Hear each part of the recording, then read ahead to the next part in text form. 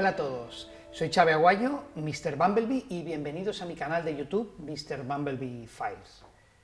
Hoy estoy especialmente contento porque tenemos con nosotros a Esther Eiros, que es una mujer increíble, vais a ver durante la entrevista. Es historia de la radio en España, del turismo también, es gallega de pro, nació en Galicia, y prácticamente durante los últimos 33 años ha estado dirigiendo y siendo periodista de un programa que se llama Gente Viajera, que ha sido un referente de la radio y del turismo. Bienvenido. Muchas gracias, Esther, por estar aquí. Es un placer para nosotros tenerte aquí. El placer ha sido mío el conocer a este viajero, joven viajero, porque además aparenta menos años de los que tiene y sigue siendo joven. Digo, pero sobre todo une mucho los viajes. Siempre dicen, se suele decir que los que viajamos mucho tenemos dos vidas. La propia, que a veces descuidamos un poquito, mea culpa, y la de la mayoría, ¿no? Porque cuando nos da por coger la maleta, pues evidentemente mi padre siempre me preguntaba qué maleta llevas, la grande, la pequeña o la mediana.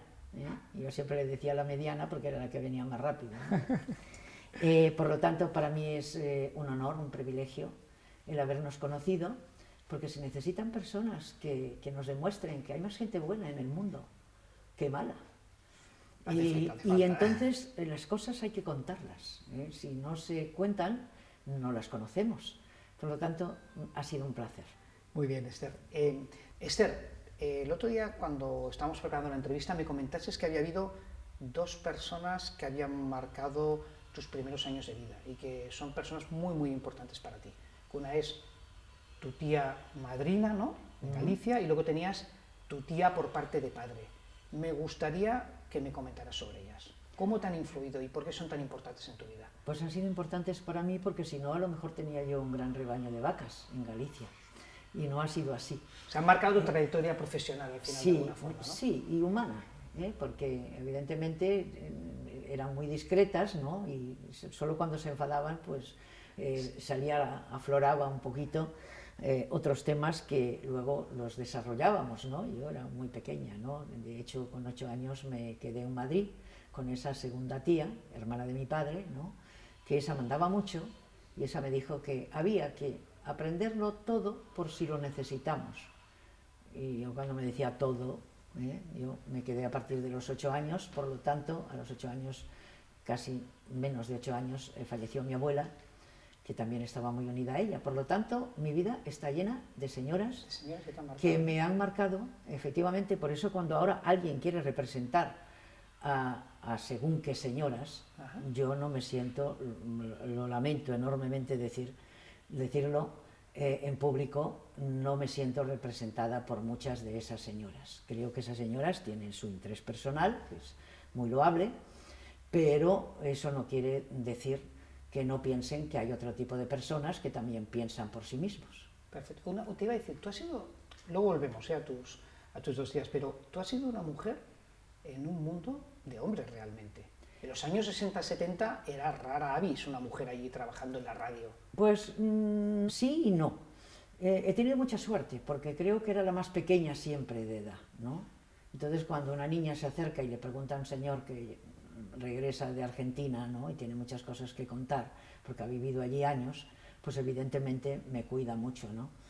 Y bueno, y los profesores pues también, porque la verdad que para lo poco que sé he tenido un montón de obligaciones, porque he ido a una escuela nacional, he ido a un profesor particular que curiosamente, por haber estado en territorio republicano, no tenía escuela oficial, pero preparaba a los sacerdotes para ir al seminario.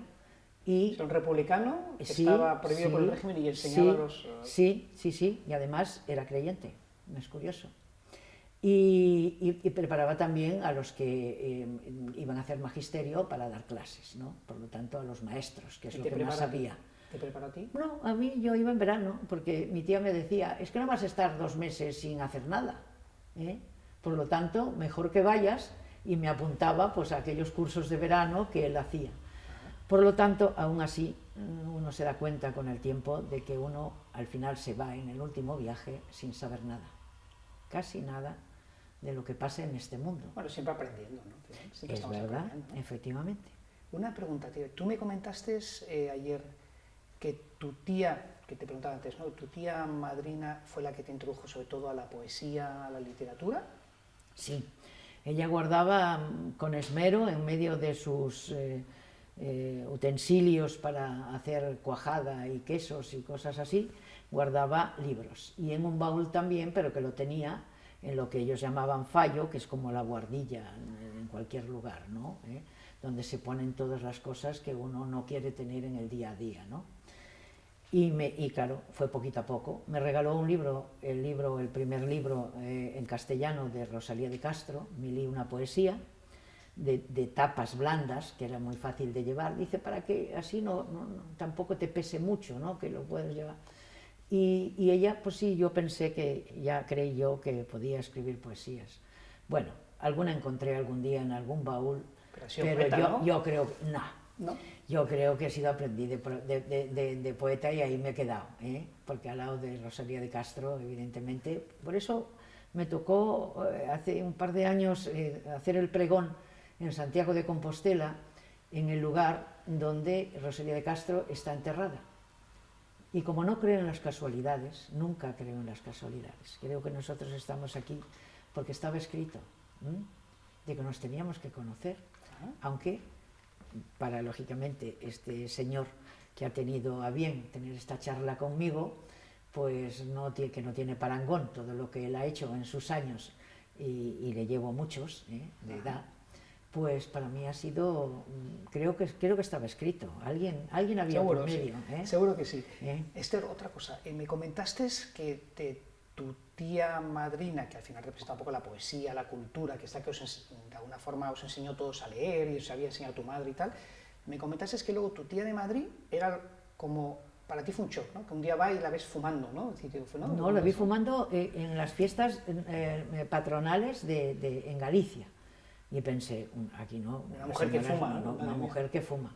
Y me dijo, esto no se dice porque estamos aquí a petit comité, no sé si me dijo petit comité o utilizó otra palabra, pero dijo, esto es una celebración privada, por lo tanto solo le da unas caladas, tampoco me lo voy a fumar entero, ¿no? ¿Qué supuso para ti? ¿Era como el modernismo? Un choque, sí. ¿O ¿qué era? ¿Era como un cambio de la España rural a pasar a la ciudad? Pues me parece que es que no había visto mucha gente fumar puros allí. Si fumaban farias. En el pueblo, en la aldea, fumaban farias, no fumaban puros. Sin embargo, había muchísimo gallego que había emigrado a La Habana, ¿no? Mi abuelo, sin ir más lejos, mi abuelo materno. Y estuvo allí bastante tiempo, hasta que le pusieron la maleta en la puerta, porque no venía nunca a casa, pero siempre dejaba un hijo cuando volvía. Sí, por lo tanto, llegó a tener mi abuela 8 vacas y 8 hijos. 8 vacas y 8 hijos. Oye, por tu tía, de alguna forma, a una temprana edad, 8 años más o menos, ¿no?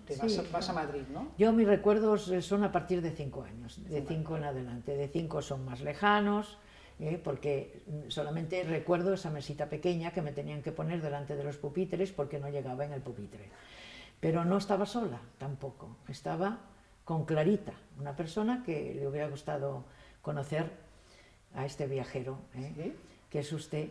Bueno, no sé si te hablaré de usted o de tú. Háblame de tú, pues si me quieres hablar de usted, ¿no? Bien, pues se llamaba Clarita, pues era una niña que había perdido a sus papás.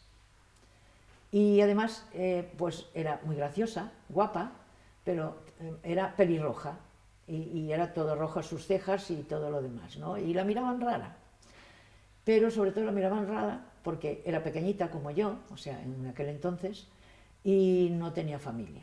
Entonces, bueno, nos pusieron 2 mesas delante de los pupitres, ¿no? Y a veces no la dejaban jugar al corro, ¿no? Y un día me enfadé mucho con la que no le dejó, que todavía vive y todavía sabe que le regañé mucho, ¿no? Porque le dije, Clarita tiene una plaza fija aquí, ella va dentro del corro. La integraste, ¿no? Y comíamos juntas pues los plátanos que no llegaban fácilmente a la aldea entonces, pero en mi familia tenían un pequeño supermercado en plan aldea, ¿no? ¿Sí? Y tenían un poco de todo, y tenían fruta. Y entonces yo sí que tenía plátano y Clarita no tenía. No hay mayor satisfacción que el poder compartir, ¿no? Por lo tanto, también don José y doña Amable, que se llamaban los maestros, estaban encantados, así que nos tenían allí con las mesas pequeñas. Yo empecé a ir allí a los 5 años. Muy bien. Y a los 8 ya me quedé en Madrid. De Galicia vas para Madrid, en Madrid estás con tus tíos, ¿no? Que tienen como un hostal, una casa de comidas, ¿no? Sí, un hostal y casa de comidas, sí. Y bueno, tú a los 14 años empiezas a trabajar para Barreiro, ¿no? Que era un sitio donde había casi todo el mundo de origen o relacionado con Galicia, ¿no? Pues todos, casi 3.000 empleados o tenían relación con Galicia o eran gallegos. Pero es que yo creo que mi tío, que tenía conocimiento con personas que trabajaban en esa gran empresa, ¿no? Y grandes humanistas, además, todos los hermanos Barreiro, ¿no? Todavía preside la Fundación Barreiros, la hija de don Eduardo, que fue el creador, conjuntamente con su padre, de ese motor Barreiros, que luego él perfeccionó cuando se fue a La Habana. Luego tardó poco en fallecer. Yo de Barreiros me acuerdo que trajo el Dodge. Yo me acuerdo, para mí, sí, que había un Chrysler que era el Dodge, sí, ¿no? Y tenía aquí. Yo sí me recuerdo de Barreiros, ¿no? Sí, pero bueno. ¿Y estuviste trabajando ahí unos años? Sí, no, un año y medio solamente, porque a mi tío le molestaba mucho que yo era muy preguntona. Seguía siendo preguntona en Madrid también. ¿Y cómo pasas de Madrid a Cataluña? ¿Qué te trae aquí? Pues paso porque en Barreiros me ponen con 7 mujeres, 3.000 hombres a trabajar en un control de calidad y parece que era rápida a la hora de controlar esos muelles, ¿no? Que luego iban incrustados en los diferentes modelos de coche, ¿no? Y bueno, pues era la niña también, pues también me trataban bien.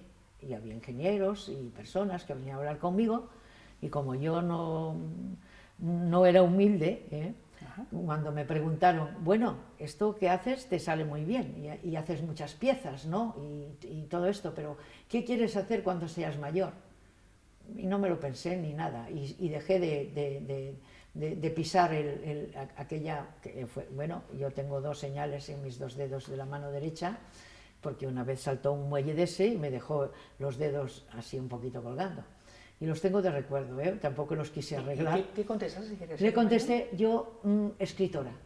Yo quiero ser escritora. Nada que ver con la radio todavía. No te había entrado el gusanillo. Todavía estaba en ello, porque mi tía, si algo tenía, aparte de mandarme que había que saber un poco de todo, por si hace falta, pues tenía una radio antigua, preciosa, en la cocina. Y cuando desayunábamos, antes de ir al colegio, mis primas al liceo francés y yo al de allí al lado, ¿no te llevaban al liceo francés a ti? No me llevaron allí. ¿No tenías clase para eso? No, además mi tío me dijo, tus padres no podrán pagarte esos estudios, por lo tanto es mejor que vayas a este colegio y de paso también ayudas a tu tía, pero yo no quería ser hostelera, porque además creo que no sirvo, ¿no? Hacen falta, hoy se ha dignificado lógicamente muchísimo la hostelería y paralelamente hace ya más de 3 lustros que se ha unido al turismo, porque la gente a veces viene a vernos, bueno, hace, sí, 15 años o más, muchísima gente venía a España por la gastronomía.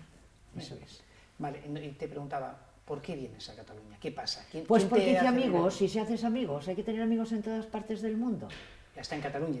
Hasta en Cataluña. No, y en Cataluña yo nada más que tengo una opinión fantástica. Esa Cataluña, ojalá resurgiera esa Cataluña de los años 60, la que yo conocí, que me impresionó a mí y a cualquiera de los que venían o iban.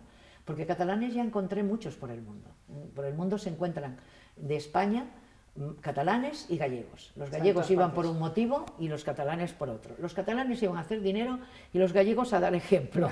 A dar ejemplo de que se puede empezar siendo lavaplatos en un hotel y acabar comprando el hotel. Comprando el hotel. Ese es. Pero te comentaron, o sea, tú estuviste en una escuela que había en Barcelona, ¿no? Cuando viniste aquí. Bueno, lo que existía, no existía Ciencias de la Información, existía esa escuela donde tuve la oportunidad de conocer a grandes profesionales que ya estaban en la radio. Yo era pequeña y ellos ya eran más mayores que yo, por lo tanto también me trataron muy bien, ¿no? Radio Cadena Española, Radio Juventud, muchísima gente que tiene una cierta edad se acuerda, y además tuve compañeros y amigos del alma como Jordi Estadella, desgraciadamente se fue. Yo no sé por qué he llegado a la conclusión, a veces se lo digo al Señor, digo, ¿qué pasa? te llevas los buenos y nos dejas a los malos aquí para lucharla. Porque, no, tampoco es el caso. ¿No? Bueno, yo como... ¿Será porque tienes cosas que comunicar todavía? No, pues no lo sé. Sencillamente soy un poco de piñón fijo, ¿no? ¿Qué referentes tuviste ahí en esa escuela de radio? Que era un poco una radio muy viva, ¿no? En ese momento en Barcelona, ¿no? Bueno, era una radio muy profesional, porque los profesores, lógicamente, dinero había, aunque estuviéramos en otro régimen, dinero había. Y había profesores muy cualificados, y uno que tenía a su hijo, además, entonces, después más tarde, escribiendo en La Vanguardia las páginas de cine, el profesor Tintoré, me dijo: eres demasiado clara para este mundo. No tienes futuro para este mundo tan clara. Ten cuidado, y en esta profesión, que es muy bonita y que tienes... creo, humildemente, me dijo que puedes conseguir ser feliz y que te den entrada, dice, pero ten en cuenta que es muy bonita, pero difícil, porque tienes que mantener la verdad. Si alguien te compra algún día, entre comillas, lo que haces, bueno, será porque le gusta lo que estás haciendo, pero no mientas nunca, porque podrás dormir mejor. Y por lo tanto es lo que intenté, y como tampoco quería llegar a ningún lugar, ni tampoco cuando nació Gente Viajera pensé que iba a durar 33 años. Curiosamente me quedé ahí porque ya estamos en el 34, habida cuenta que Gente Viajera continúa todavía en la misma empresa en la que ha estado los últimos 30 años, en A3 Media, Onda Cero. Muy bien, y te voy a decir, ¿y esos primeros años de la radio, cómo lo recuerdas tú?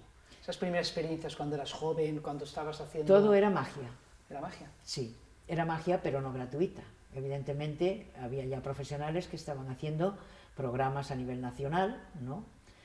Y ayer estaba intentando hacer una lista de esos grandes que había en Radio Nacional de España, que también, lógicamente, cuando ya es impresionante cuando tú me hablas de quién has conocido y con quién has trabajado, yo me quedo impresionado. Yo he conocido a los grandes de la radio, porque los programas importantes de la radio a nivel nacional, la mayoría se hacía desde Cataluña. Aquí tuvimos, o sea, es verdad que por medio estaba Radio Miramar, que era privada, alguien del gobierno de entonces tenía que ver con sus acciones, pero de alguna manera pues fue la continuidad de esas escuelas que se fueron cerrando, ¿no? Porque llegó Ciencias de la Información. De hecho, cuando terminamos los estudios me tocó ir a Madrid, bien acompañada de Jordi Estadella, a ver mi gran amigo Jordi Estadella, que siempre lo tendré en el corazón. Estaba yo en México precisamente cuando se fue, y hablamos antes de irme, todavía guardo esa conversación.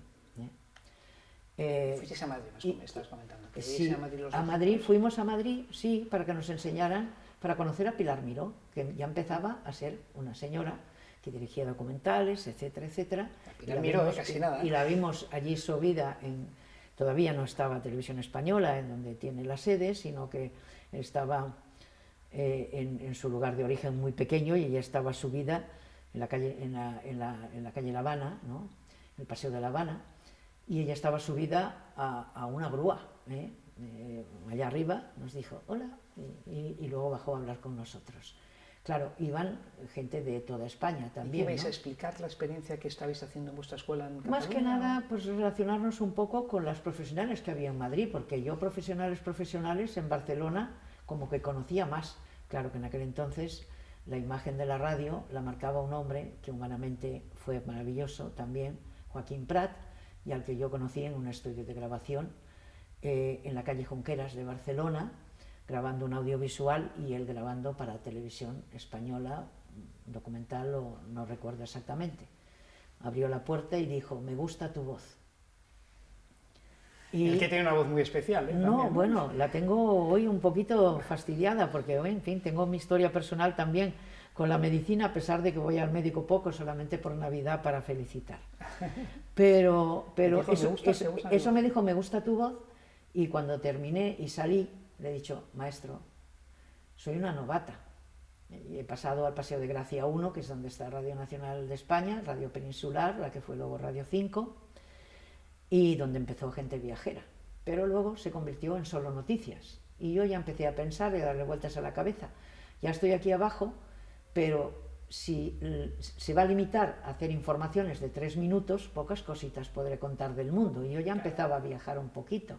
Con aquel dinero que me restaba de los colegios, siempre pensé que los colegios de mis hijos, porque eso no lo dije, porque con todos los respetos, yo pensaba ser libre y soltera.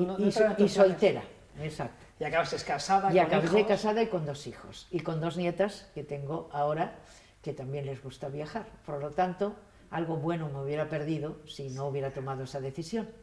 Pero es cierto que hubo un momento en Cataluña en que las cosas se empezaron a poner un poco rancias, políticamente hablando, cuando todavía en el antiguo régimen, ¿no? Y por lo tanto pensé, si esto es lo que va a haber, no voy a ser feliz aquí. Me voy fuera, ¿no? Me voy fuera a ver cómo respira el resto de Europa. Y el resto de Europa respiraba de otra manera, porque mi marido entonces me dijo, yo le he dicho, si quieres venir, vienes, si no, ya os vendré a ver, una vez o 2 al mes, para que no decaiga la radio. Es que si no dices las cosas así, a veces no te entienden. Claro. Eso. Entonces me dijo, no, ahora los niños son pequeños, podemos ir. Y aquello, podemos ir un tiempo. El tiempo se convirtió en 4 años y 9 meses. Porque fue él el que rompió ese momento mágico que yo tenía, porque ya había logrado entrar en el Liceo Francés de París y ya salía y me llamaban para la pizarra. Por lo tanto, digo, ahora que ya tengo trabajo, además tenía un buen amigo, otro buen amigo de los grandes, el padre de Augusto Algueró, el que se casó con Carmen Sevilla, y de Rosa Algueró, que es abogado y que sigue viviendo en Cataluña, porque ellos descendían de Cataluña. Además, estaban relacionados con la música, ¿no? Había en la calle Balmes la tienda de discos. Y el señor que compuso, pues, Augusto Hijo, y él era el director para el mundo, yo creo que de los grandes eventos musicales, el padre ya, porque ya era músico también, lo que pasa es que no ejercía como tal. El caso es que viajaba por el mundo, Augusto Algueró, abuelo, podríamos decir. Una vez al mes nos veíamos para comer, porque le resultaba curiosa, y él me contaba muchos viajes y muchas cosas, y era buen amigo. Y yo era buena amiga de su hija también, ¿no? Que estudiaba Derecho. Por lo tanto, conocí a esa persona, conocí a Joaquín Soler Serrano, conocí, por decir uno catalán, que hablaba en catalán y hacía Futuroscope, que a lo mejor llegaste tú a verlo, Salvador Escamilla, o al menos el hijo. Esto es en París, los franceses. No, esto estoy hablando cuando en términos globales, de que fuimos a Madrid a conocer personas famosas, pero personas famosas las teníamos en Cataluña, las teníamos aquí. Y en París, pues te buscas un poco la vida, para decir una expresión así, en fin, un poco lógica, ¿no? Teníamos un amigo, el amigo tenía otro amigo, por eso ha elegido bien una señora que ahora quiere ser la primera presidenta de España, ¿no? Y no lo digo para hacerle publicidad, porque es paisana de origen del antiguo régimen, aunque dice que es comunista, ¿no? Supongo, yo me lo creo que debe ser así. Que es ¿Y por qué ha elegido bien? No, porque ha dicho, el nombre de su partido parece ser que es Sumar. Y yo siempre pensé, y siempre me han dicho que hacia adelante lo que hiciera falta, hacia atrás ni para coger impulso. Por lo tanto, pues he intentado sumar y pensé, bueno, con Joaquín me ha hecho un cumplido y nos volvimos a ver en otra ocasión, en otra grabación, y me dijo, si quieres venir 15 minutos a Madrid los miércoles, estarás conmigo esos 15 minutos, pero no te animes porque solo tengo 15 minutos.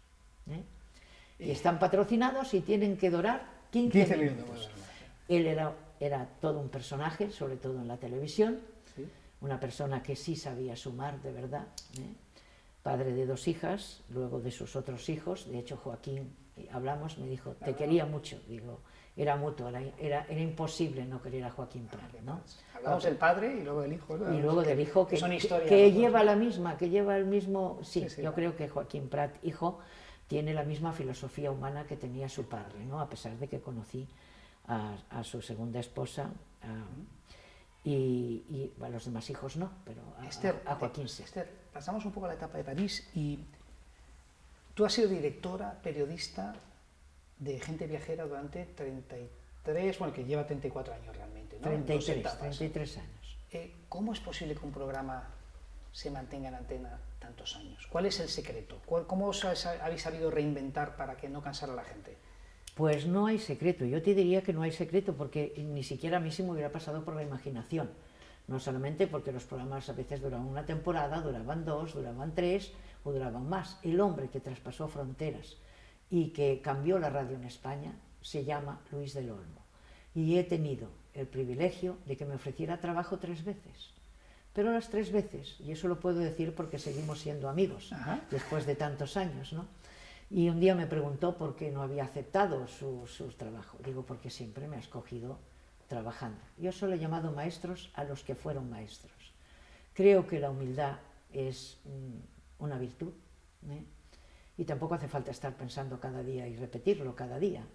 Pero yo he llegado a la conclusión, conociendo a las personas que he conocido, que aquellos que más lejos han llegado eran los más humildes. Nunca hablaban de ellos.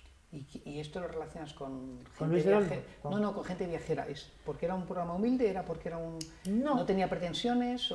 No, pretensiones las tenía todas porque yo creo que cuando ponemos algo en marcha, y esto me lo dice un empresario que está poniendo en marcha pues cosas que funcionan y las hace y lo hace para que funcionen, que eres tú.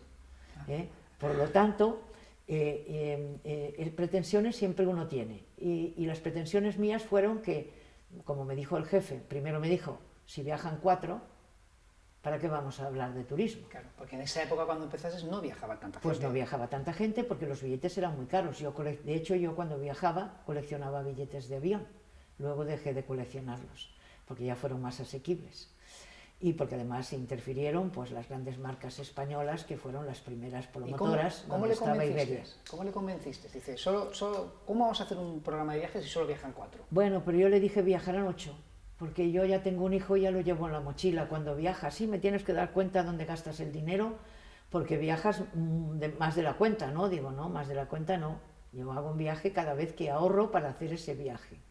Por lo tanto, y porque entonces ya empezaban a instalarse en España las oficinas de turismo extranjeras, ¿no? Pero todo pasó después del cambio, sobre todo del cambio político, ¿no? Y cuando volví de París fui a saludar a mis amigos de Radio Nacional, porque me dio la oportunidad, antes de hacer Gente Viajera, de hacer Luces del Paralelo, a ver si podíamos recuperar el teatro para Cataluña. Habida cuenta, y el Paralelo, que era donde había más teatros, desde Paco Martínez Soria. ¿Ves? Es que las neuronas ya se sabe. Pues Paco Martínez Soria tenía un teatro, el de Paco Martínez Soria, ¿no? En el Paralelo. Y bueno, lo gestionaba uno de sus hijos y él pues hacía sus películas y todo lo demás. Pero había muchos porque se instaló el Arnau, estaba el Apolo, por otro lado estaba el Molino, hacía otro tipo de teatro porque aquello era otra historia. Pero bueno, había hombres fuertes que apostaban por el teatro. Y luego yo los veía en Madrid o los veía en otras ciudades, los encontraba a veces en el ascensor del hotel y veía un montón de catalanes que iban al teatro, a ver el teatro a Madrid. ¿Y por qué no venían aquí a verlo en Barcelona, ¿no? Exacto, porque no podían verlo en Barcelona porque no funcionaba, y no funcionaba el Apolo, porque Colsada, que era un gran empresario, y las cosas funcionan así, de esa manera. Y Pepe Tous, que era otro gran empresario, pero él era de las Islas Baleares, y además luego se casó con Sara Montiel. Y lo que hizo fue traerla a menudo al Victoria. Por lo tanto, sí que se logró un poco, fue revulsivo, un poco Luces del Paralelo. Esto era los 80, ¿no? Más o menos, ¿no? Sí, por los 80, ¿no? Efectivamente. Y esto es 3 años, ¿no? Este programa. Este programa estuve 3 años saliendo cada día en los periódicos que estaban allí, no yo, que yo llevaba el micrófono porque pensé que ese programa lo tenía que presentar uno de las firmas que había entonces interesantes en Radio Nacional. Y lo presentó Rodríguez Madero primero y luego se cansó de trasnochar y cuando volvió de un viaje le dije, tenemos uno que está dispuesto a trasnochar hasta las 3 de la mañana, que fue Miguel Rey, al que le estoy muy agradecida porque él ya hacía programas importantes en Radio Nacional. Y funcionó muy bien porque el periódico, el Correo Catalán, todos ellos, lo que hacíamos es invitar y citar en una cena, hicimos 90 y tantas cenas en los mejores restaurantes de Barcelona, con los personajes que estaban ya llegando a Barcelona. Aparte del señor Cugat, que estaba fijo en el Rich, ¿no? Exacto. Pero bueno, él ya era de aquí, era de casa y lo considerábamos ya como de casa. Y esa fue la historia, y no se levantó, y a pesar de eso invité a compañeros, a Andrés Averasturi, a compañeros de Madrid que estaban funcionando ya a nivel nacional con programas para que viniesen y viesen que efectivamente el teatro en Cataluña iba a volver a resurgir. Fue resurgiendo a nivel individual, Colsada mantuvo lo suyo, Martínez Soria vendió el suyo, el Arnau hizo otro tipo de espectáculo, y ahí nos hemos quedado con el Goya, donde lógicamente ahí iba yo a verlo, aunque fuese en catalán. Sí. Mi catalán es el de la calle, yo no he estudiado en catalán, y hablaba con los compañeros en catalán. Me parece que el saber no ocupa lugar, claro. Y ahí vuelve a aparecer mi tía, ¿no? Si sabes una cosa, tú te expresas, y además hemos tenido una excelente consejera, la señora María Aurelia Campmany, que me dijo un día que por qué no hacía Gente Viajera en catalán en Radio 4, que era la única que había sobrevivido de las que había por España. Las radios originales. Las originales. La de Cataluña, que se mantuvo, la de Galicia se cerró, conjuntamente con todas las demás emisoras de lo que llamaban entonces el movimiento. Hasta ahí puedo leer. Esther, una pregunta te iba a decir. Tú me comentabas que creías que uno de los secretos del éxito Gente Viajera eran tus colaboradores, ¿no? Sin lugar a dudas.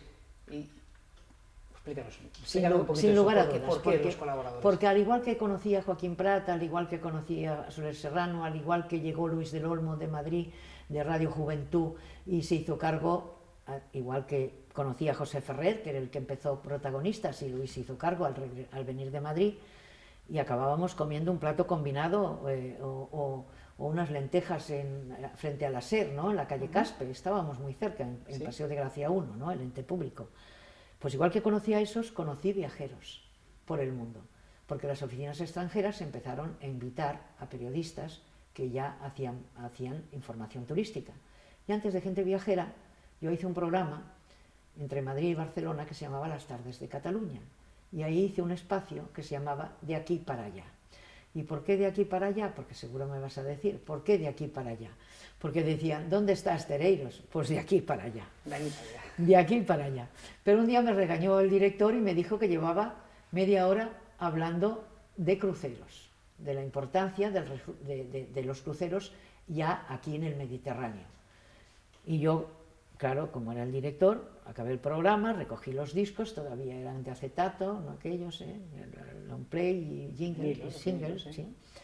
Y lo recogí y fui a su despacho, toqué les lo que digo, y le dije alguna desavenencia, ¿no? Porque me miró raro, aunque nos relacionábamos bastante bien, ¿no? Pero le dije, ha estado muy feo que me hayas intervenido en el programa diciéndome que llevaba media hora hablando con un invitado, porque no llevo media hora hablando con un invitado. He hablado seguramente media hora con ese escritor que tú me has enviado, que era amigo tuyo.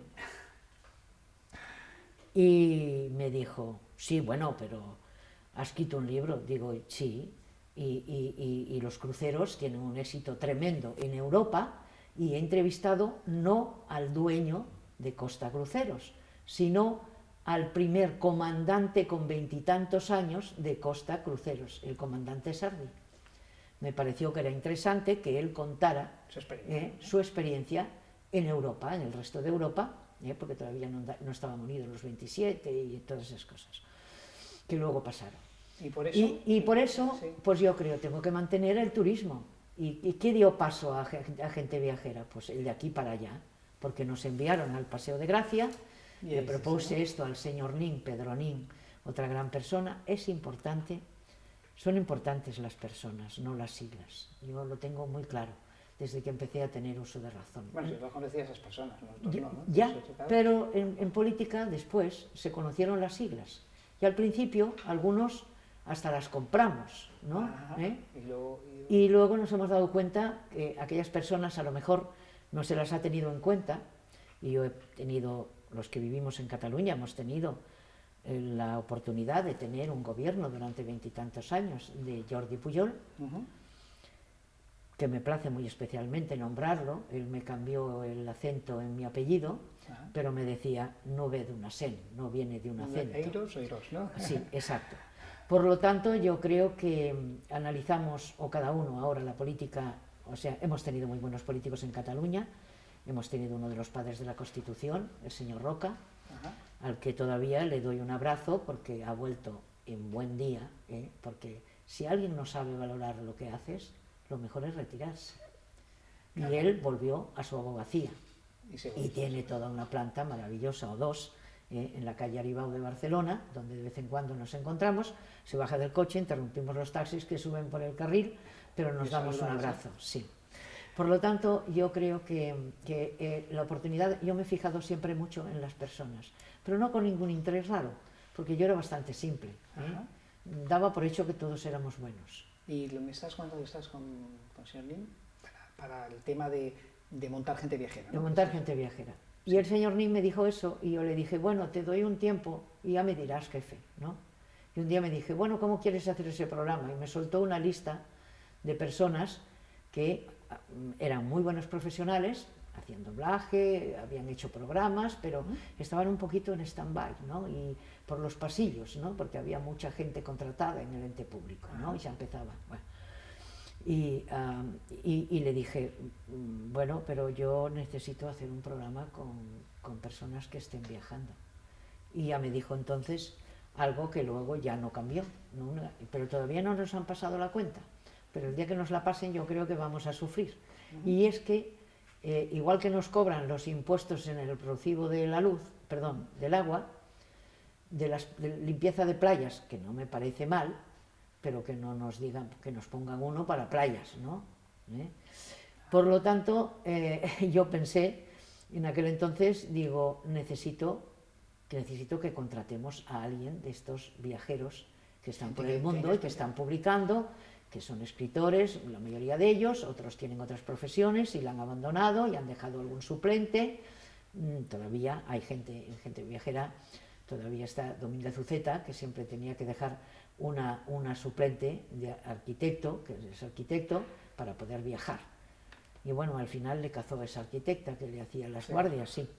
Pero él sigue viajando, ¿no? Pero enfocaste más a gente que eran viajeros. A gente que eran viajeros, sí. Sí. ¿Y ese crees que tú que ha sido el secreto? Y ese ha sido, y lo he sentido en el alma, porque cuando se me va uno, se me va una parte de mi vida.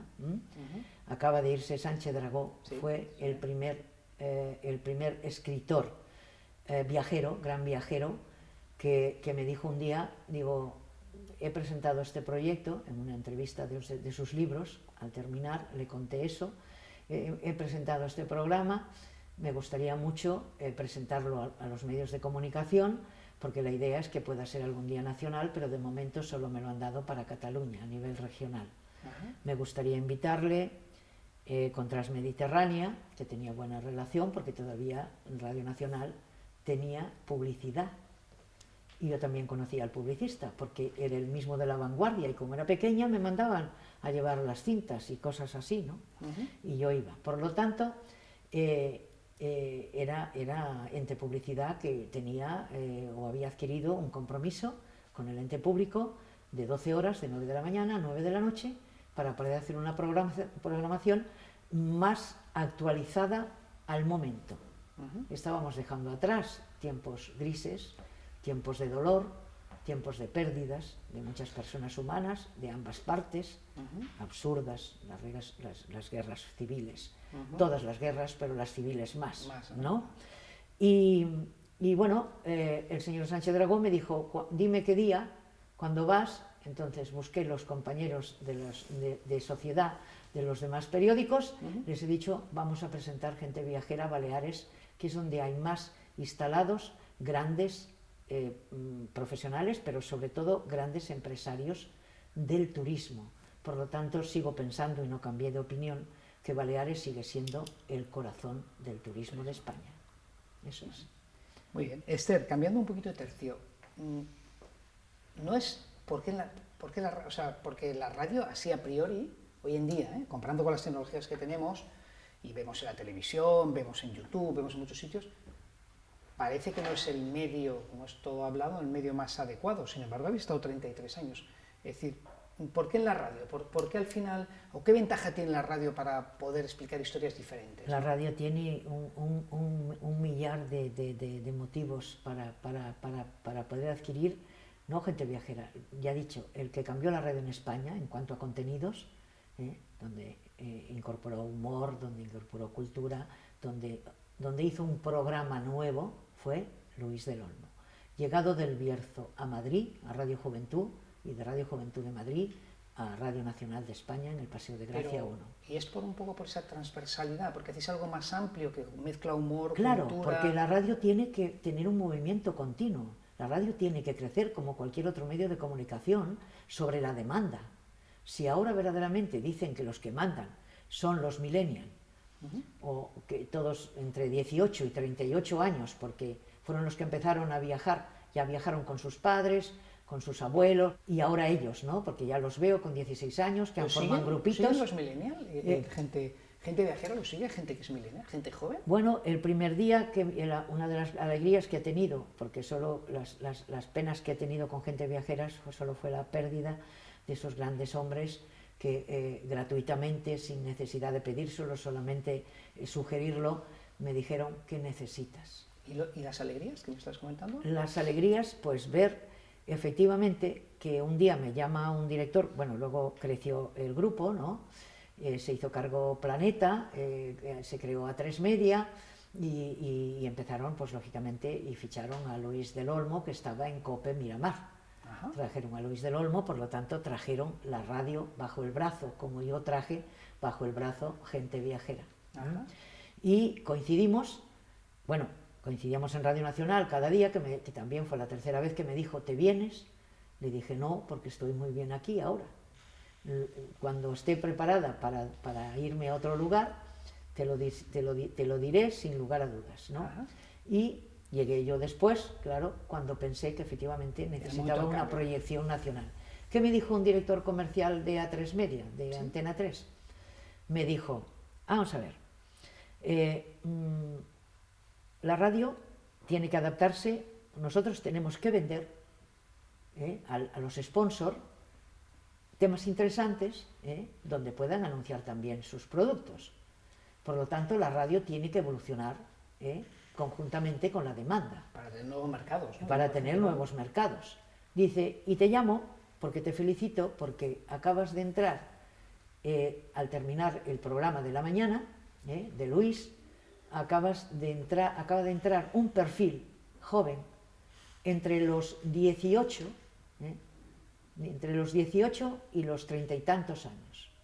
O sea, estabais generando un interés en gente entre 18 y 30 y pico. Y 33 años. Por lo tanto, aquello lo vendí yo, vamos, por los pasillos, ¿no? Porque dije, tenemos gente joven que ha viajado ya con sus padres, luego con sus abuelos, y que ahora lo siguen ellos. Pero luego, aparte de eso, unas niñas que en un congreso de Onda Cero, que todavía siguen haciendo, de golf, vi a dos personas cuando hacemos, bueno, primero, la radio había que sacarla a la calle, y en Radio Nacional se sacaba la radio a la calle, y en Radio Juventud también, y en Radio Cadena también se sacaba la radio a la calle. Por lo tanto, cuando yo me cambié a Onda Cero, que era de la 11, que para mí era y para cualquier persona era y sigue siendo un referente, puesto que está claro que el último presidente no quieren que se vaya, ¿no? En aquel entonces había otro, pero yo llegué allí porque tenía dos posibilidades, quedarme en Miramar o ir evolucionando. Y por lo tanto pensé, pues evidentemente voy a poner un currículum, que todavía no sabíamos bien lo que era, ¿no? ¿Y Onda Cero salía también a la calle? Onda Cero después empezó a salir a la calle. Yo creo que el primer programa que empezó a salir a la calle, aparte de Luis, que ya empezó a hacer más escuetas las salidas, que lo hacía después, porque después ya hacía muchas, yo creo que hay una medida para todo, igual que las entrevistas en la radio, son demasiado largas. Por eso yo espero que la gente viajera que sigue a este maestro de otra de las herramientas que se está utilizando, ¿no? Lógicamente, las redes sociales. Yo no nací con un móvil en la mano como mis nietas, pero evidentemente sí que he hecho en streaming programas, a sabiendas de que lógicamente teníamos esos oyentes que cuando no nos escuchaban en directo nos escuchaban en podcasts el lunes o el martes. Por lo tanto, ¿quién puede decir algo en contra? O decir, pues bueno, es que todavía creo que somos demasiadas personas que tendríamos que insistir de cierta experiencia, y sin experiencia también, que tenemos que intentar dominar lo máximo que podamos. Yo todavía no he tenido tiempo, pero voy haciendo poco a poco con la ayuda de personas maravillosas que no hemos hablado de ellos, hemos hablado de colaboradores en general, sí. Pero un programa no se hace solo, se hace con los colaboradores y con los productores y con los técnicos que salen a exteriores o trabajan en el interior. Verdaderamente hay que contar con toda esa gente. Sin esa gente no somos nadie. Y hay quien se peina por la mañana, se mira al espejo y ya te puedes ir sin lavar y te lavas las manos en el despacho o en la redacción. Ajá. Porque no tienes tiempo de lavarte porque está el guapo de turno que piensa que va a quedarse ahí toda la vida. Pero yo esas cosas me las enseñaron también en mis orígenes. La fe mueve montañas. Tenemos el primer y el último socialista que está en la historia de la religiosa y que es una de las más seguidas en el mundo, ¿no? Por lo tanto, nos pasa como con el inglés, aunque no es comparativo, porque aquí hay una gran dosis humana, ¿no? Y creo que esas personas se comportan de otra manera. Y Gente Viajera contó con eso, y además correlativamente, con 3 de las personas con las que siempre he mantenido amistad y sigo manteniendo, y gracias a Dios por haberlos conocido, que hayamos estado juntos, que por orden ha sido Ana Sánchez, la primer mujer que trabajó conmigo, porque yo estaba criada entre señores. Cuando llegué al Paseo de Gracia había 40 personas en informativos, 42, 2 eran mujeres y 40 hombres. O sea, por lo tanto, Ana Sánchez, la primera productora, le solapó Rosario Santamaría, que tenía muy clara y muy bien ordenada su cabeza para saber cuándo tenía que dedicar un tiempo a su trabajo como periodista o si también quería tener familia. Y supo elegir, y al final pudo contemporizar y seguimos siendo amigas. Y también nos une la fe y unas visitas que hacemos de vez en cuando a una señora que fue la madre de ese socialista, que tuvo que sufrir, me imagino, a una madre, sufrir por un hijo en una cruz, sin haber hecho daño a nadie, más que bien en la vida.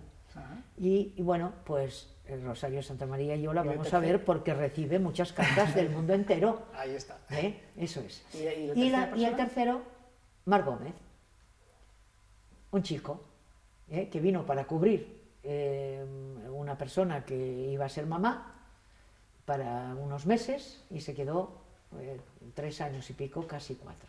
Y un día me dijo, con los ojos así un poco brillantes, me dijo, me han ofrecido esto, ¿qué hago? Porque yo no quiero irme. Y estoy muy bien contigo y con Gente Viajera y con lo que estamos creciendo, empezamos a salir cada vez más. Gente Viajera empezó haciendo 5 salidas al año y acabó en el mes de julio del año pasado, del 22, con 32 y en el 2013 llegamos a 40 semanas al año. O sea, sí estáis en la calle, ¿no? Por lo tanto, estábamos siempre en la calle y 2 días, si descansabas un poco, si era internacional, pero fue importante el salto internacional también, ¿no? Pero ese salto vino a través de las marcas renombradas.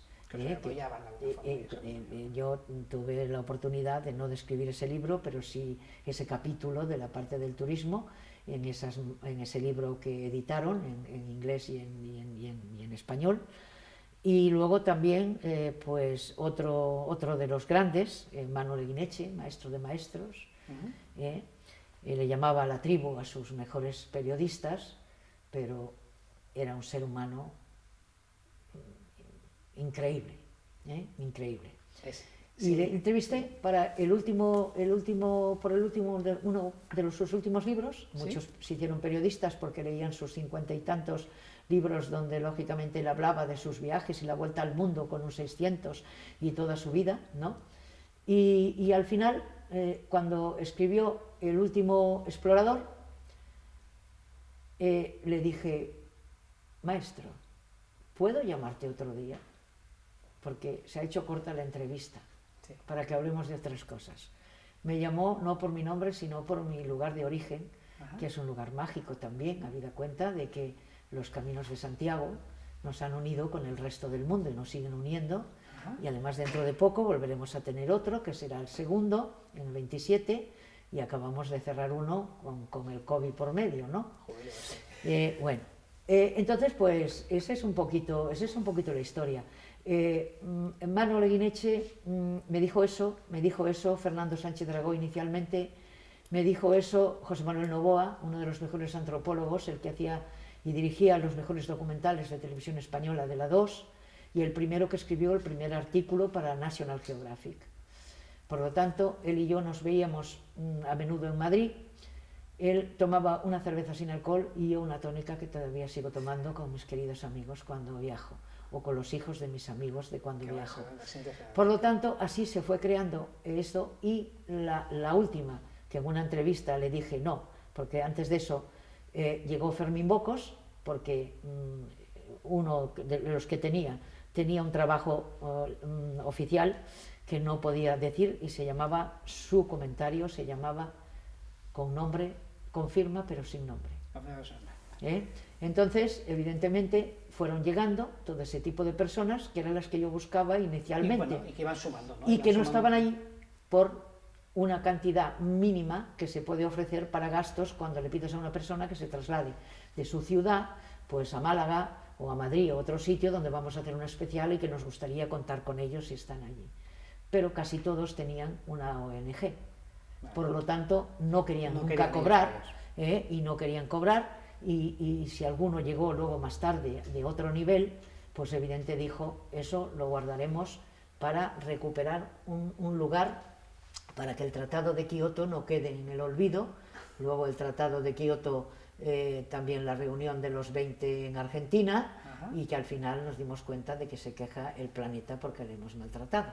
Por lo tanto me dijo, voy a recuperar en Salamanca un espacio natural, al lado del Tormes, que es la Fundación Tormes, y es el último que también dijo, esto va para la Fundación Tormes, que es Raúl de Tapia, un gran señor, un gran biólogo, y de los últimos que se incorporó conjuntamente pues con Mariano López, que dirigió la revista más decana de los viajes, ¿sí? Viajar, del Grupo Z. El Grupo Z puedo pasar a la historia, pero la revista Viajar nunca ha pasado a la historia. La ha comprado otro grupo, y Mariano López eligió seguir viajando con su familia y ha estado casi 40 años de director, ¿no? Y por lo tanto sus escritores eran Manuel Eguineche, todos esos, toda esa cantera de todos esos señores que pasaron por gente viajera. La última, doña Julia Navarro, que podemos decirle doña Julia Navarro, porque con menos libros ha conseguido vender más libros que nadie de cada edición. Esther, sí. Vamos a pasar a una parte ahora más cortita de la entrevista, pero más personal. Yo quiero saber tus opiniones de verdad. Es decir, yo estoy impresionado con, me ha explicado que conoces a Luis del Olmo, a Joaquín Prats, a toda esta gente, ¿vale? Pero yo te diría, ya que tú eres una viajera, yo te pediría, dime un lugar en el mundo que para ti sea diferente, un lugar que recomendarías a la gente que viajara allí. Bueno, de hecho lo tengo muy fresco, y lo llevo recomendando desde que fui allí.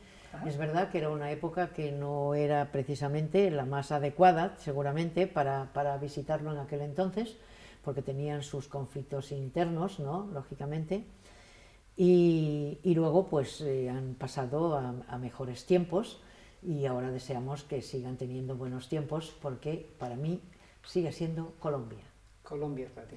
Es el pulmón del mundo. ¿Por qué? Es el pulmón del mundo. Ese Amazonas que te pone la piel de gallina cuando en Cali te recoge una avioneta, con las personas que íbamos, que eran 10 naturalistas, y 2 periodistas. Y dos periodistas. Enrique Domínguez Uceta y una servidora. Por lo tanto, volamos de Cali a Leticia, y con un bajón Leticias en Amazonas, ¿no? Sí, Leticias en Amazonas. creo que dentro de 10 metros, ¡buah!, de golpe, menos mal que una señora autóctona de allí, enganchada con aquella avioneta, lógicamente, que yo he dicho, bueno, si vuela es porque este señor es muy experto, ¿eh? Pero cuando apareció el Amazonas, el padre Amazonas, ante nuestros ojos, aquello es indescriptible. ¿Todavía te acuerdas? Luego me cuentan, me acordaré toda la vida, eso es una imagen para que no se borra nunca. Y además que hasta los delfines que entraban del mar, que tenían un color diferente y una poca, son blancos, ¿no? Y tienen una jorobita, ¿eh? Una jorobita más acentuada, ¿no? Y bueno, llegamos a Leticia, y en Leticia pues es un aeropuerto súper pequeñito, ¿no? Muy pequeño, por eso vuelan aviones de este calado, ¿no? Pero hay grandes viajeros también del mundo, ¿no? Y allí encontré señoras mayores de mi edad, por lo tanto todavía me queda oportunidad de poder seguir viajando. Es un viaje que tienes un todavía, poquito más has de volver. para volver, porque he prometido volver. Muy bien. Y entonces también estaba la zona de los cafetales, en que se empezaban a transformar un poquito allá en tierra adentro, tierra adentro, que es un lujo. Allí esos frailes que viajaron, que algo bueno han dejado algunos, ¿eh? No todo, cuando hemos viajado a América no todo ha sido malo, ¿eh? Y han dejado esos jesuitas, sobre todo, que llevaban su imagen, una imagen, como pasa en México, ¿no? Que me preguntaron por qué se le llama Dolores Hidalgo. Hidalgo, por el cura Hidalgo. Pero Dolores, ¿por qué? Y yo pensé, porque es que todos nuestros jesuitas que venían, nuestros diferentes órdenes, ¿no?, siempre traían una imagen de la Virgen, y habrían llegado con la imagen de las Dolores, ¿no?, de la Virgen de los Dolores. Por lo tanto, me impresionó el sitio, su casa, que la dedica todavía para promocionar gente joven en la música, ¿no? Y me hubiera gustado haberlo conocido, porque no quiso boatos, ¿eh? Sí. De hecho, el cementerio de Dolores Hidalgo es su sombrero mexicano extendido a lo largo de un gran espacio. Y bueno, pues Guanajuato yo lo recomiendo porque allí ha habido un gobernador que creo que le pusieron una trampa política para que se presentara a presidente de México antes de Obrador. Sí. Y cambió la historia de Guanajuato. Dijo, aquí hay 2 universidades, aquí hay estrellas Michelin, aquí está la estatua del cura Hidalgo y de sus 2 acompañantes, aquí está gente, ya no solamente los que están cercanos a Estados Unidos, sino que viene gente de todas partes del mundo, porque hay cultura y seguridad. Y sobre todo porque estaba enamorado del Quijote, y tenía el Quijote de Cervantes, o sea, de Cervantes, ¿no? Bueno, de Quijote, de Cervantes, que fue el promotor, ¿no? Pues de Cervantes, y tenía el Teatro Cervantes, la calle Cervantes y el Festival de Cervantes, que todavía se celebra en Guanajuato. O sea, que yo te he pedido un sitio y tú me has dado 2. Bueno, Colombia en general como país, sí, y Guanajuato como ciudad. Bueno, ¿no? Porque México, y lo digo porque tú lo conoces, México tiene tantos estados que es imposible conocerlos todos en una vida, ¿no? Y por lo tanto tienes que ir un poquito eligiendo aquellos que tienes, bueno, pues igual que Ciudad de México me impresionó, pero en todo caso México es un gran país. Segundo país que recomendamos. Exacto. Te voy a poner un compromiso. En España, y no me vale Galicia, porque si no vas a tirarme a tu tierra... sabemos que digo, en España, ¿qué recomendarías a la gente? Que tú que has estado haciendo tantos programas, es compromiso, porque vas a quedar mal con alguien seguro. No, porque España es un gran país, es cierto. O sea, cuando yo pensé España es un gran país y hay que contarlo por partes, pensé en términos globales. Por lo tanto, ya Gente Viajera empezó a ofrecer cada uno de los espacios, pues de gastronomía, de naturaleza... Y de esto me tienes que cerrar esta charla, si eres tan amable que lo eres, con que creo que tú también te has enamorado de esa naturaleza. Yo luego explico eso. Por lo tanto, tiene tanto España que no se puede elegir. No puedes elegir, no te vas a mojar. No, es difícil. O sea, Galicia es un sitio mágico, lo que lo es, pero lo es Andalucía. Y Andalucía además se deja creer, ya hablo un poquito más, los andaluces son más son más cercanos, más amables, etcétera. Teníamos ahí a Granada, evidentemente, que también ha traspasado fronteras hacia un lado y hacia el otro, y donde el programa ha ido muchísimo, y también a Málaga, que tiene un alcalde de lo mejor. Ahora mismo, Málaga, si yo digo una ciudad, ¿podría decir una ciudad? Tenemos público de Málaga, y público de Granada, o sea que bueno, están encantados, pues, bueno, están encantados. Pues yo de Málaga, bueno, de Málaga podría... No estaba preparado, ¿verdad que no te he dicho nada? No estaba preparado nada, por eso que todo está escrito. Todo estaba escrito de lo que me tenía que preguntar. Málaga tiene a un señor que tiene ahora creo que 80 y tantos años y que quieren que se siga presentando en las elecciones, y lo va a hacer. Lo pensó mucho porque dice, ya soy mayor, no sé qué, que va, se acaba de presentar en París. Málaga se ha convertido en la mejor ciudad del sur de Europa, que se dice pronto, y la ciudad de los museos. Muy bien, bueno, para no mojarte, te has mojado también, ¿eh? Así más has dicho tu Galicia, que sabía que le ibas a decir. Yo te voy ya para acabar, ¿vale? Es decir, una pregunta que quería hacerte. Esto es un consejo matrimonial, ¿eh?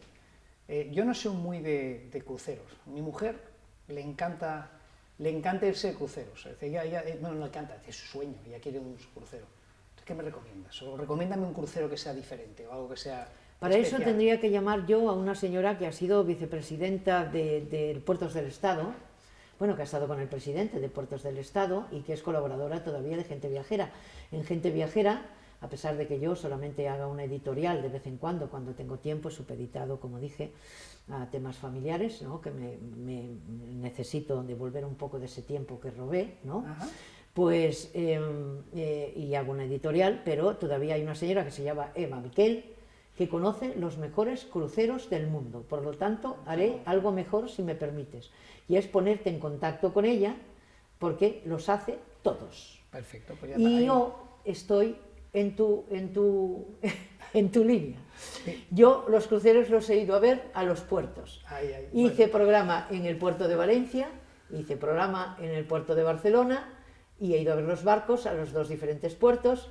También he ido al puerto de Saint-Tropez o al puerto de Niza, pero no soy de cruceros, y lo digo en descarga y en favor de tu esposa. Y es que verdaderamente han cambiado también los cruceros de cuando yo entrevisté a aquel señor que me produjo la inquietud del director, porque hablaba mucho de cruceros. Han cambiado y verdaderamente se pueden contratar y salir del barco y bajar en las ciudades y todo lo demás. Por lo tanto, los cruceros de hoy son de otra manera, y yo creo que no te aburrirías nada, porque yo los he visitado y también me explicaron todo lo que iban a hacer, y seguro que hubiera podido hacerlo si hubiera tenido tiempo. Última pregunta, muy breve, sí. ¿Qué te iba a decir? A ver, yo siempre pregunto lo mismo a la gente. ¿Qué recomiendas a la gente para ser feliz? Y muy breve, Esther. O sea, sintetiza qué recomiendas tú a las personas para que sean felices. Para ser feliz, primero hay que saber compartir. Y saber que no estamos solos en este planeta. Y que el mundo entero, los seres humanos, entre comillas, unos más humanos que otros, a pesar de eso, Jesús nos perdonó a todos, a los buenos y a los malos.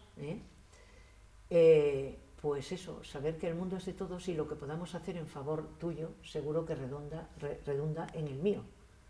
Y yo se lo cuento a otro, y ese a otro, y ese a otro, y esto es una cadena. La vida es una cadena. Yo creo que es una cadena y que el compartir es importante, pero hoy día no estamos en el mejor momento. Por eso hace falta pues, programas como esto, que el turismo salga en YouTube, que este canal, muevas este canal mientras haces otras cosas, mientras renuncias a algunos de los muchos viajes que has hecho y que vas a volver a hacer. Volveremos a hacer. Y que volveremos a hacer. Por lo tanto, ha sido un placer. Muy bien. Esther, muchas gracias por compartir con nosotros tu experiencia. De verdad, decir gracias y un muy fuerte aplauso del público.